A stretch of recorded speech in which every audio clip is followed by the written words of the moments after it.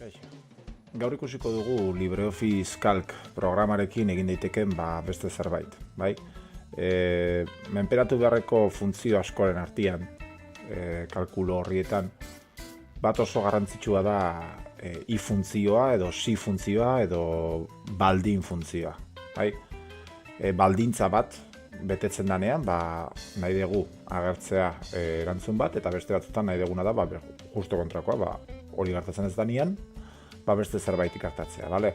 Orduan, oso erresa da. Kontzeptua berez simplea da, baina ondo menperatu behar da notazioa, akatsen bat balin badaukagu ondo ikusteko nun gertatu da, bai?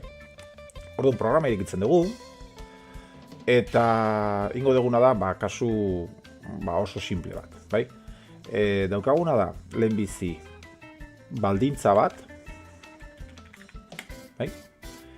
Gero, ondorioa gertatuko da. Imaginatu. Adibidez, esaten dugu, pertsona batek baldin badauka 5 baino gutxiago, vale? Beti erabiltzen da adibide hau, badakin da oso topikoa dela, baina oso erresa da ulertzeko horrekin. Baldin badaukagu, baldintza bat, adibidez da pertsona baten nota atertzen da, dala 6ko bat, bai? Ondorioa da pertsona honek gainditu duela, ezta? Orduan, hemen ingo duguna da idatzi funtzio bat if notazioarekin. Funtzio delako ikusi, beti bezala, jartzen dugu lehenbizi berdin ikurra, eta azten idazten, eta ja morroiak erakusten digu if ja aukeratuta dagoela, ados baldin gaude enter sakatzen dugu, eta ja idatzi digu if funtzioa eta badaukagu barruan idaztea zuzenean. Orduan, proba jartzen du lehenbizi, eta proba hori da zer dan bete behar dana, edo bete behar ez dana. Ea ulertzen dugu. Hemen agertu behar dana konparazio bat. Konparazio hortan, baldintza betetzea edo ez betetzea, hau da, baldintza hori zein dan konprobazio egin beharra dauka. Adibidez, esate baldin badiogu, gela honetako balioa baldin badala 5 baino txikiagoa, bai? Horra jartzen ari garena bakarrekan da konparazio bat, eta konparazio hori izan daiteke egiazkoa ala faltsua. Hori ditzen zaio balio bulearra, bai? Orduan, balio bulear hori betetzen baldin bada, da orduan balio hori. Ikusten dezuen hola daukan ifek 3 atal ditun, lehenbiziko da froga, proba, gero orduan balioa eta bestea balioa. 3ak daude bereiztuta puntu koma bitartez. Beraz, jartzen dugu puntu koma bat hementxe, eta orain jartzen digu morroiak orduan balioa. Orduan balioa da, baldintza hau betentzen baldin bada zer dan agertu behar dena pantailan. Beste gauzatik hasiko dugu honekin, eta da mezuak idazten. Mezuak idazteko jarri behar dira mezuak komila tartean. Idatziko dugu komila tartean gainditua. Bai? Eta hori da idatziko duna berak pantailan, bale? Eta bestela jarriko dugu ez gainditua. Komilakin, gogoratu, ni ja ahaztu ditzen zaizkide gauzak ere bai, ez gainditua. Komila eta bukatu da funtzioa. Funtzionek dauka proba bat, puntu koma, gainditu duen edo zuen gainditu, ikusten zuen, klikatzen balin badet, bigarrena, eta hemen lehenengoa. Baldintza, betetzen balin bada zer gertatuko dan, betetzen ez baldin bada zer gertatuko dan, edo zer egin beharra daukan. Orduan, hemen enter sakatutakon, ez gainditu ateratzen zaigu. Ez gainditu ateratzen da, justu gaizki jarri detelako. 5 baino gutxiago baldin bada, da ez gainditua edo suspentso, bale?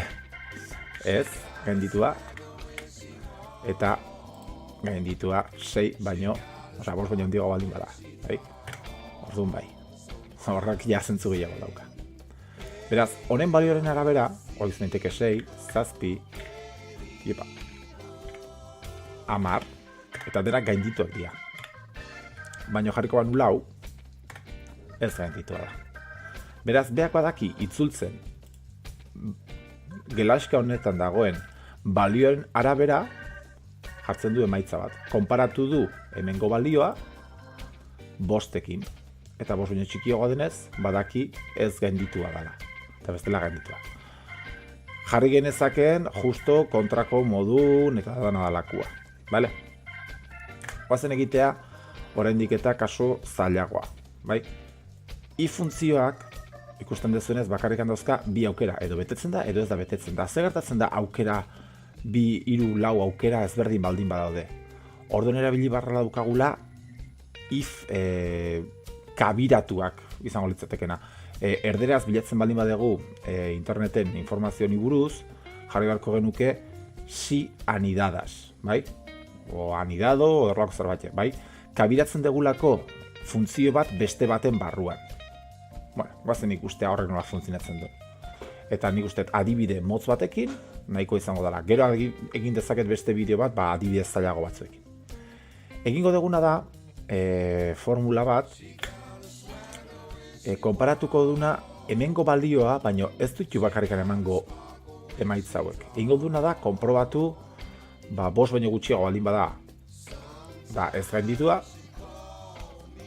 5 eta 7 artean baldin badago, nota izango da ongi, eta 7tik gora baldin bada nota oso ongi. Eta jarri dezakegu baita ere, 4. baldintza bat, balioak izan ez daitezen 10 baino handiagoak, horrelako zerbait. Edo are gehiago etena da lehenbizi konprobazio bat, ikusteko hemen notak, hemen ezer jartzen ez degunean, hemen agertuko dugu, ez gaindituaren ordez, utxik jarriko dugu. Bale? Ezen ikusten nola ikin dezakegun hori. Bueno, oraintxe bertan ez duguna. C hori, baldin bada, utxa, eta utxa da, komila tartean ez dagoena ezerre, bai? Orduan, hau idatzi barra dauka, ezerrez. Ezerrez dagoenean idatzi barra dauka ezerrez. Bai? Beraz, hau guztia, orain, soberan dago.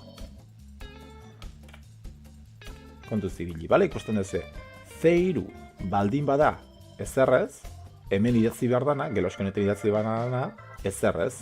Bai? 2 komila barruan artien ez dagoen ez ezerra, hoxe bakarrik idazten du. Ondoren, orain esaten dut, eta betetzen ez baldin bada, zer egin behar dut? Berriro egingo dut konprobazio bat, egingo dutena da, if oso bat barruan sartu.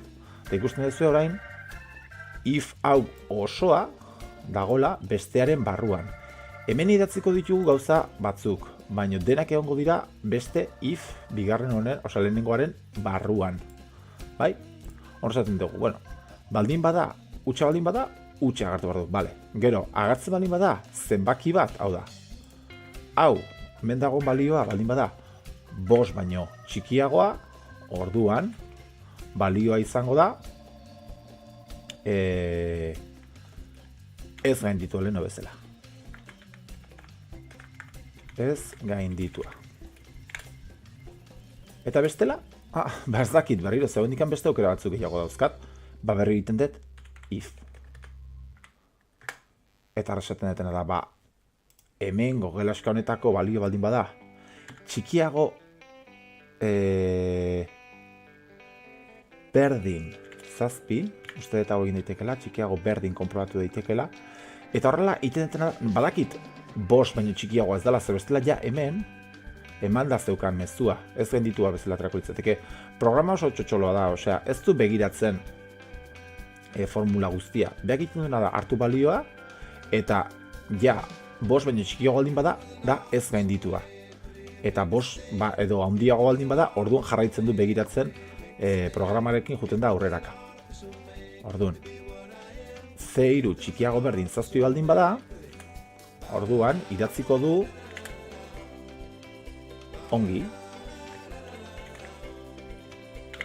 Eta 7tik 10 jada beste balorea, baina ja badakigu dela 7 baino handiagoa, ez balin bada hemen atera. Orduan, zuzenean jarriko dugu emaitza. Idazten dugu hemen oso ongi, eta listo. Ados? Bazen ikusten zer gertatzen da. Orain utxik dago, hemen utxik zegoelako, hemen utxik jarri baldin badugu dena, bat alde jartzen baldin badugu, ez gainditua da. 4, ez gainditu izan jarritzen du, 5, ongi dago ja, bai? 6, ere bai. 7, ere bai. Beraz, txikiago berdin honek ondo funtzionatu du, bai? 7 jarraitzen du izaten ongi. Eta 8 da, izango litzateke, oso ongi. Ez da bakarrikan 7, 7,1 dezimalekin ere funtzionatuko luke, bai? 5, ongi. Ados, ordun, azkenean da, mezu bat agertzen dela hemengo balioaren arabera. Beraz, konprobaketak egin behar dira, da, konparazioak egin behar dira, eta horren arabera agertu behar dira balio ezberdinak. Ados? Bueno, honekin, badakigu gutxi gora bera, zertan datzan if edo si edo baldin funtzioak. Beraz, erabili dezakezue, pila bat ariketa egiteko, bai hemen eta baitare Drive-en egin daiteke, kalkulu horriak egin daitezkelako baitare Google Drive-eko erremintekin. Beraz, gaurkoz hemen utziko dugu, gogoratu ez dela bakarrikan balioa, baizik eta balio horren formatuak eta formularen balioak barrukoak ez daukatela inolako loturarikan. Adibidez, jarri dezakegu hemen baitare formatu baldintzatu bat, baina ez hori utzingo dugu. Beste baterako utziko dugu formatu baldintzatuarena, beste bideoren batean agertuko da, ikusiko dugu. Garrantzitsua dela pentsatzen baldin badugu, esplikatuko dugu, zehatz-mehatz bideo baten bitartez. Honekin, agurtzen ez. Gero arte!